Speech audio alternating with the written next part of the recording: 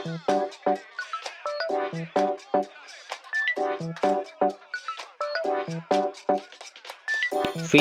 pembelajaran kali ini kita akan mengidentifikasi kaidah kebahasaan teks berita.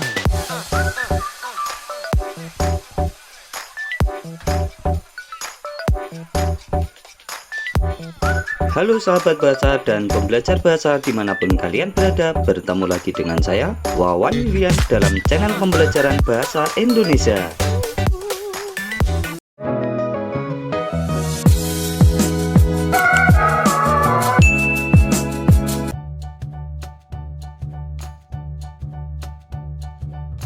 Setelah mempelajari materi ini, kalian diharapkan mampu menentukan struktur dan kebahasaan teks berita. Pembahasan materi dalam video ini adalah 1. Struktur berita dan 2. Kebahasaan teks berita.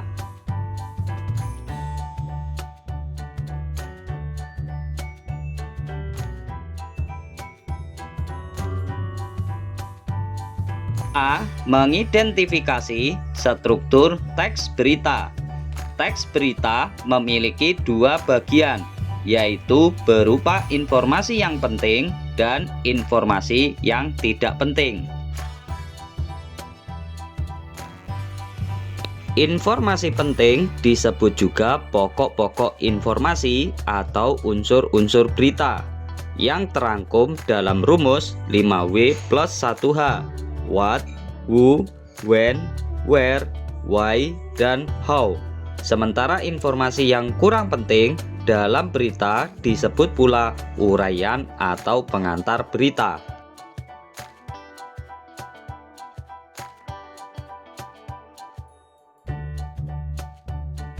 Penyusunan struktur berita disajikan dari informasi yang paling penting ke bagian informasi yang kurang penting.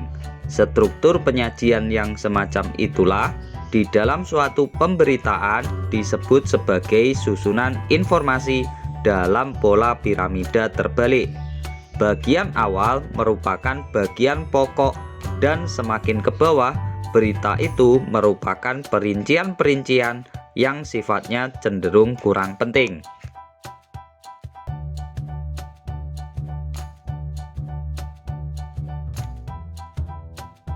Silahkan perhatikan struktur teks berita dalam gambar piramida terbalik sebagai berikut.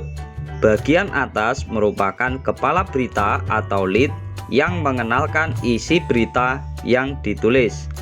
Bagian kedua adalah bagian tubuh berita yang berisi penjelasan atau rincian lebih lanjut apa, di mana, kapan, siapa, mengapa, dan bagaimana.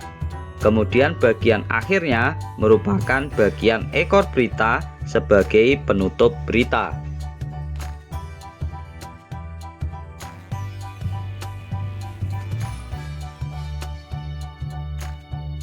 Lalu, bagaimana cara mengidentifikasi struktur teks berita? Silahkan perhatikan contoh berikut ini.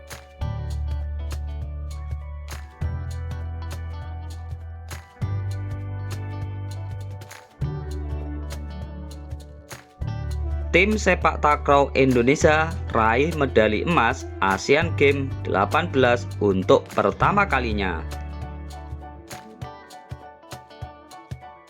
Palembang, mimpi Indonesia meraih medali emas sepak takraw Asian Games 2018 terwujud.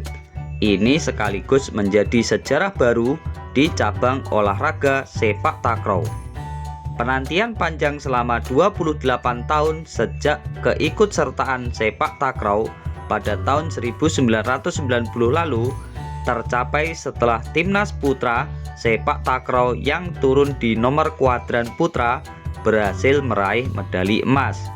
Di final, Indonesia mengalahkan Jepang melalui pertandingan sengit dengan skor akhir 2-1 di Ranau Hall, Jakabaring, Sport City, JSC, Palembang kemarin. Tim Indonesia harus berjuang keras menghadapi tim Jepang. Buktinya, mereka membutuhkan 3 set untuk memastikan kemenangan dengan 15-21, 21-14, dan 21-16. Di set pertama, Indonesia harus mengakui keunggulan Jepang. Namun, pasukan Merah Putih mampu memperbaikinya dengan baik pada set terakhir. Di set penentuan, Indonesia tampil memukau sejak awal set ketiga. Indonesia akhirnya memastikan kemenangan dengan angka 21-16 di set ketiga atas Jepang. Kemenangan ini sekaligus menjadi medali emas ke-31 sekaligus sebagai emas terakhir untuk Indonesia di Asian Games ke-18 ini.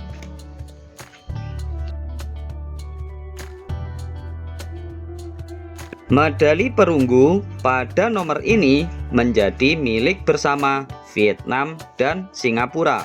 Sumber CNN Indonesia.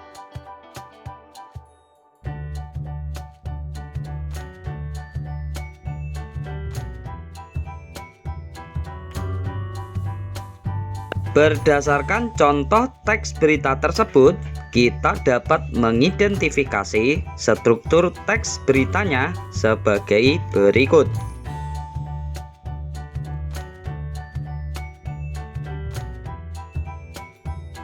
Jika kalian perhatikan, bagian awal berita memuat pengantar berita yang terletak di awal berita. Kemudian bagian tubuh berita memuat pokok-pokok informasi penting berupa 5W+1H yang terdapat di dalam berita tersebut. Selanjutnya, bagian ekor berita merupakan uraian penutup berita.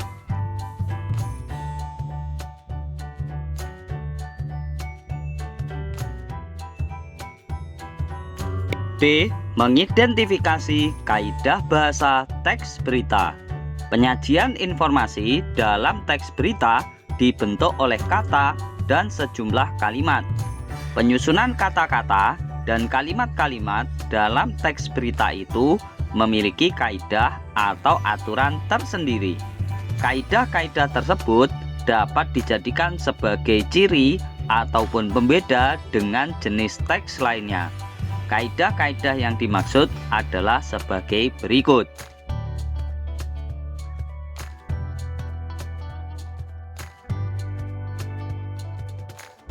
A.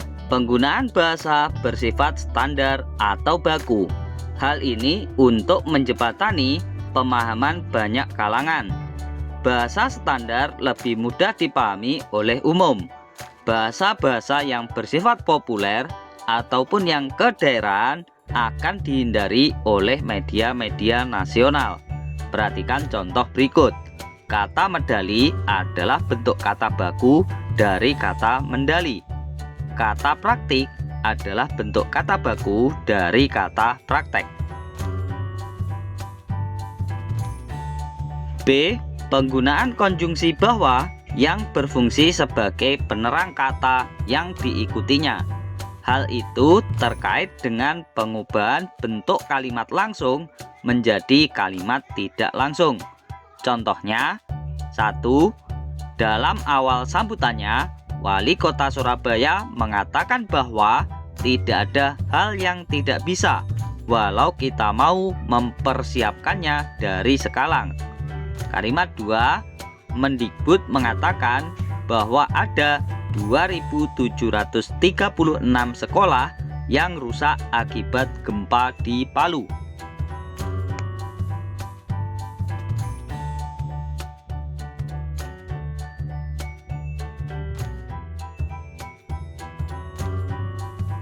C. Penggunaan kalimat langsung sebagai variasi dari kalimat tidak langsungnya. Kalimat langsung ditandai oleh 2 tanda petik ganda dan disertai keterangan penyertanya. Penggunaan kalimat langsung biasanya terkait dengan pengutipan pernyataan-pernyataan oleh narasumber berita. Contohnya, 1. Perjuangan para pemain sepak takraw kita memang luar biasa, kata pelatih sepak takraw Indonesia. Contoh 2. Prestasi ini menunjukkan pada dunia bahwa Indonesia tidak hanya mampu menampilkan karya asal Indonesia saja, tetapi juga mampu menginterpretasikan karya-karya komposer dunia, kata Afif Priyatna.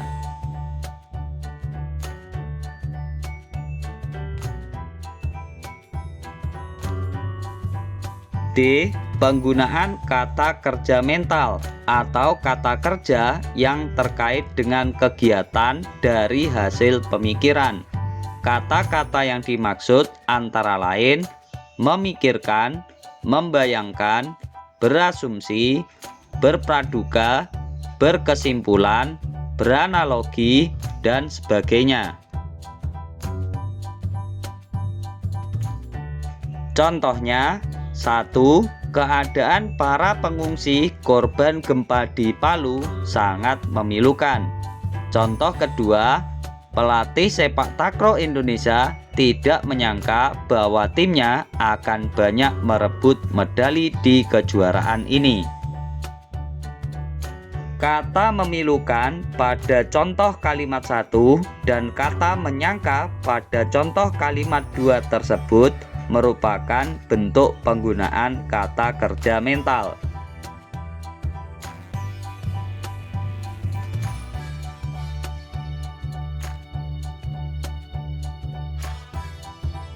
E. Penggunaan fungsi keterangan waktu dan tempat yang mencakup unsur kapan dan di mana.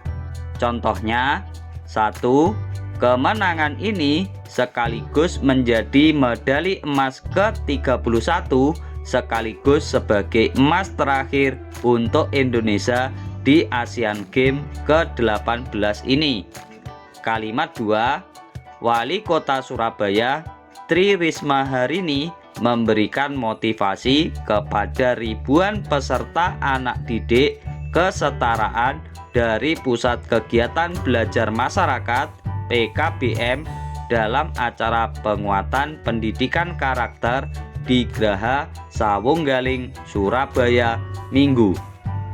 Kata di Asian Games ke-18 ini pada contoh kalimat 1 dan kata di Graha Sawunggaling, Surabaya pada contoh kalimat 2 merupakan contoh penggunaan fungsi keterangan waktu dan tempat dalam sebuah kalimat.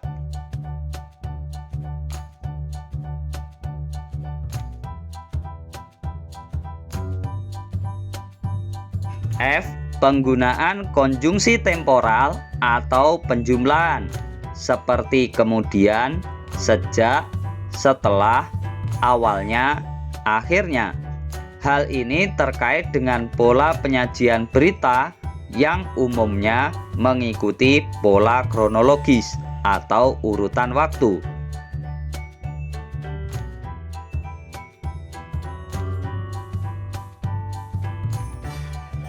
Umpan balik kegiatan belajar. Bacalah teks berikut, kemudian tentukan struktur dan kaidah kebahasaan teksnya.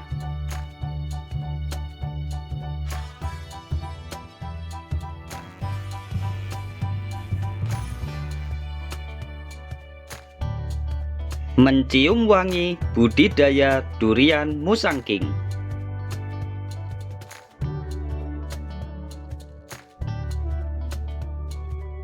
Durian musangking merupakan varietas baru yang tengah banyak diperbincangkan para penghobi tanaman hingga pecinta buah durian. Ukurannya yang jumbo mengundang banyak perhatian seluruh kalangan. Ditambah lagi, rasa buahnya yang legit dengan aroma harum membuat ketagihan. Tak sedikit para penggemar durian yang mengatakan varietas ini merupakan rajanya durian. Moh Khairul Saleh, pembudidaya durian asal Magelang, Jawa Tengah, mengamini hal tersebut. Menurutnya, banyak orang yang memburu tanaman ini karena harga jual buahnya mencapai Rp200.000 per kilogram. Rasa buahnya yang enak mendorong mereka untuk menanam sendiri daripada harus beli nantinya, katanya. Khairul mulai membudidayakan musang king sejak 2012 lalu. Bibit pertamanya didapatkan dari seorang teman yang berasal dari Malaysia, karena durian ini memang tanaman asli negeri jiran. Karena keterbatasan lahan, Khairul hanya menanam beberapa indukan musang king, tapi bibit yang tersedia berjumlah 3.000 pohon. Dia mengaku jumlah tersebut tidak mampu memenuhi seluruh pesanan yang datang dari pelanggannya. Pasalnya, satu konsumen bisa memesan sampai sekitar 1.000 bibit. Agar tidak kehilangan konsumen, dia menggunakan sistem inden sekitar 1-2 bulan. Khairul menjual bibit musang king mulai dari Rp50.000 sampai dengan 2 juta per pohon tergantung ukuran tanaman. Menggunakan media digital sebagai tempat berjualan, Khairul pun bisa menjangkau pasar yang luas. Ia mengirimkan bibit musang king hingga ke Bima, Palembang, Padang, Karawang, Batam, dan lainnya.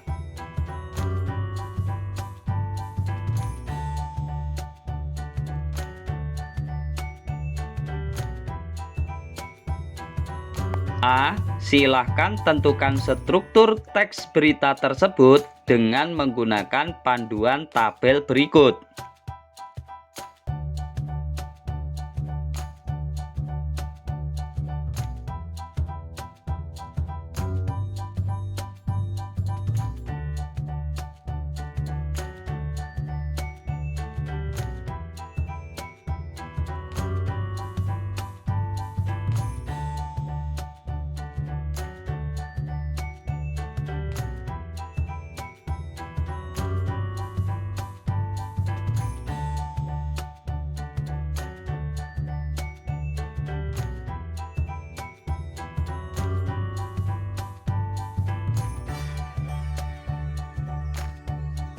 B.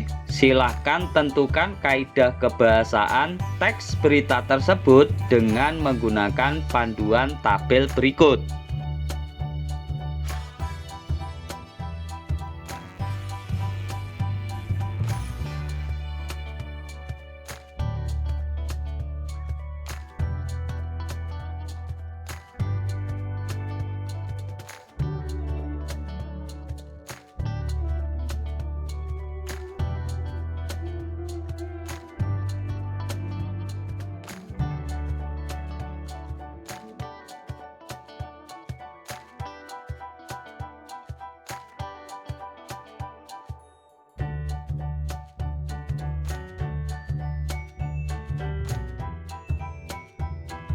Terima kasih telah menyimak video pembelajaran ini. Semoga semakin menambah wawasan berbahasa dan kemampuan literasi kalian.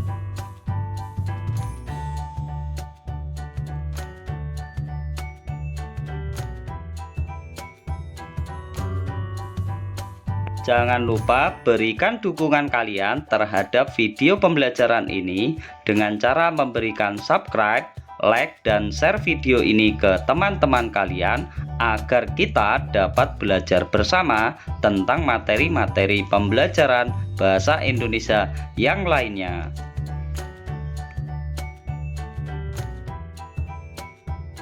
Sampai bertemu lagi dalam video pembelajaran bahasa Indonesia berikutnya di channel pembelajaran bahasa Indonesia Wawan Yulian.